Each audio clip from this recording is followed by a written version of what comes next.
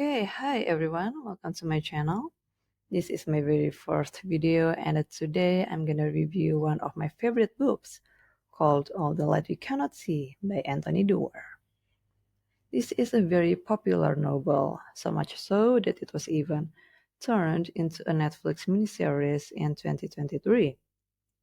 Despite some striking differences here and there that you can easily spot if you ever read the book. And thanks to its popularity, many people have read it as well. But if you have never read it or never heard of it, then let me give you a brief summary. All the Light We Cannot See, first published in 2014, is a World War II historical fiction. It tells the story of a German Wehrmacht soldier called, sorry for pronouncing it wrong, okay, Werner Pfennig, and a French blind girl, again sorry for pronouncing the name wrong, Marie-Laure Leblanc. Both teenagers meet in a very unlikely condition during the Battle of Saint-Malo in France, August 1944. As the coastal city is nearly flattened due to the Allies' bombing raid. What makes this story interesting is Werner actually never wants anything to do with Nazism or war. He is portrayed as a very bright and kind-hearted orphan who gets dragged into the brutality of war against his will. Meanwhile, Marie-Laure and her family try to fight back against the Nazi occupation in France without knowing that this action will somehow make her and Werner's paths cross. To top it off, there is this mysterious yet magical amulet called the Sea of Flames that pulls its invisible strings on the characters, twisting and turning them within the storyline in the most unexpected ways. Okay, so what I like about this novel, the prose, is the fact that every historical fact is spot on. Dates, events, everything. I did Google them all as I was reading, since I was curious, and yes, they are all correct.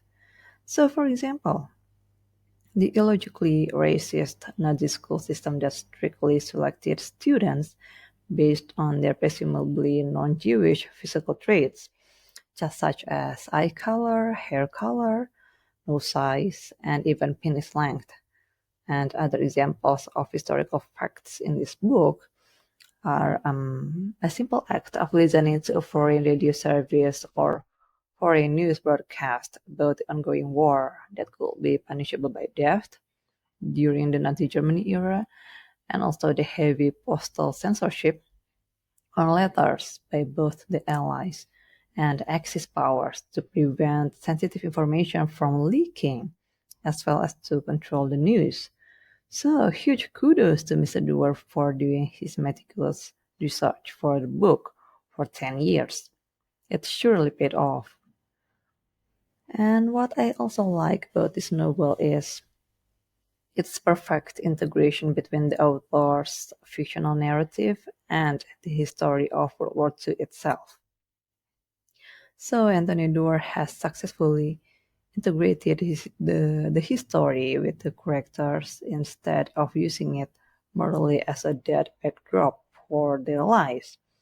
Like, for example, when Marie-Laure got one of the freshly printed leaflets dropped by the Allied forces planes about the upcoming bombing raid to free Saint Malo from Nazi Germany.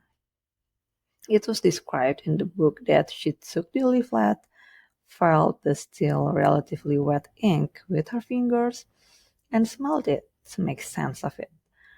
Of course, she couldn't read it, as she was blind, but Marie-Laure's simple gestures show readers the perfect integration between the history and the characters.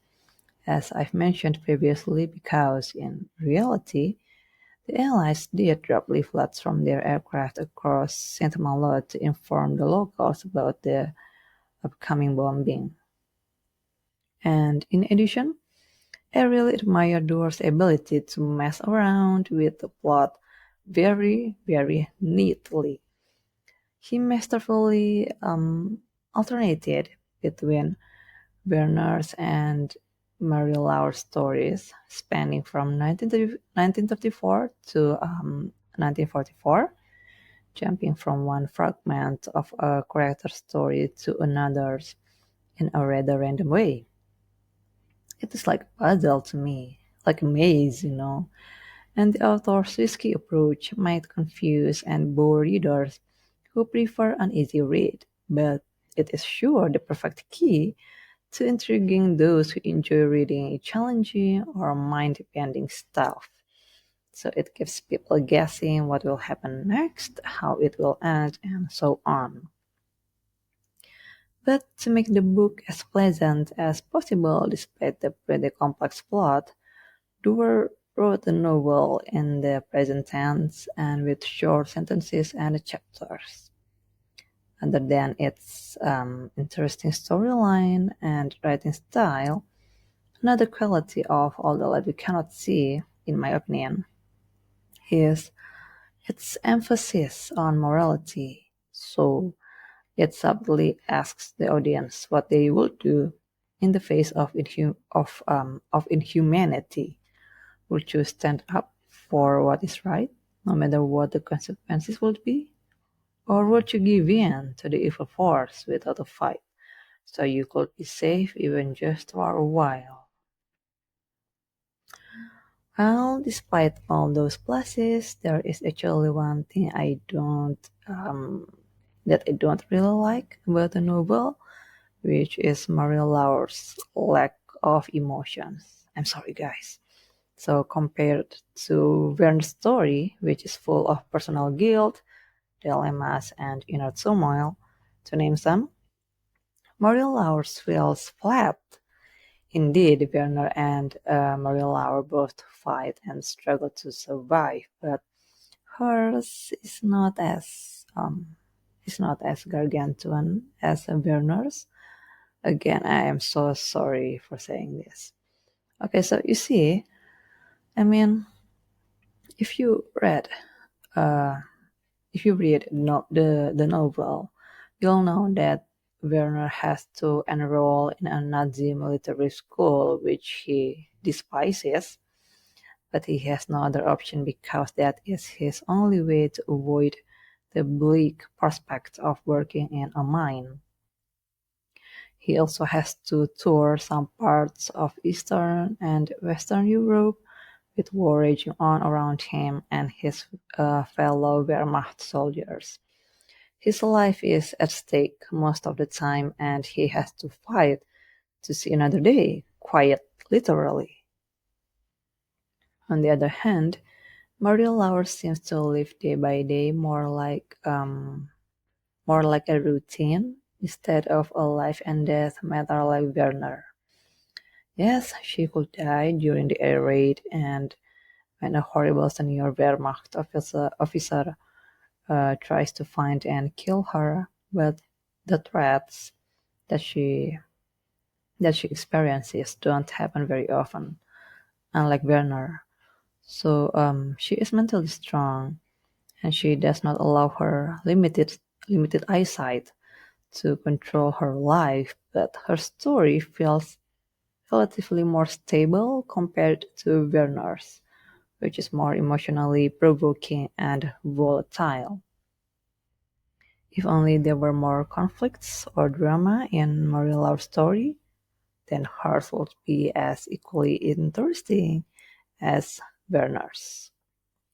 Okay, that's all from me now. Thank you for sticking around and listening to my review of All the Light We Cannot See by Anthony Doerr.